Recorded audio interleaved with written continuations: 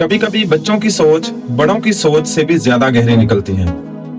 8वीं जमात के एक तालिबे इल्म को स्कूल में एक मजमून लिखने को कहा गया जिसका मौजू था चोर। सब यही सोच रहे थे कि वो चोर को बुरा, खतरनाक या मुजरिम करार देगा। लेकिन जब उस्ताद ने उसका मजमून पढ़ा तो वो चंद लम्हे रुक गए, क्योंकि ये मजमून शुरू होता था कि चोर किसी भी मुल्क की मईशत का एक अहम हिस्सा है।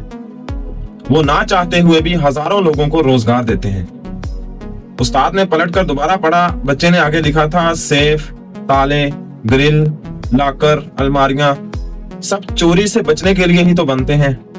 ये बनाने वाले कारीगर, फैक्ट्री वर्कर, दुकानदार, सबकी रोजी इन्हीं से जुड़ी हुई है। सिक्योरिटी कंपनीज, कैमरा सिस्टम्स, चौकीदार, गार्ड्स, उनकी नौकरियां चोरों की बदौलत ही तो हैं। पुलिस, वकील, जज, अदालतें सब इसी निजाम का तो हिस्सा हैं। जब कुछ चोरी होता है तो लोग नया मोबाइल, नया सामान, गाड़ी, बाइक दोबारा खरीदते हैं, मार्केट चलती है। और कुछ चोर सियासत में आ जाते हैं तो चोरी को कानूनी फन बना देते हैं। उस्ताद ने मजमून बंद किया, मुस्कुराया और कहा, बेटा चोरी कोई अच्छी चीज नहीं, लेकिन तुम्हारी सोच ने मुझे हैरान कर दिया। असल चीज जाविया है। अगर सोचने का अंदाज मुख्तलिफ हो तो मामूली बात गैर मामूली सबक बन जाती है।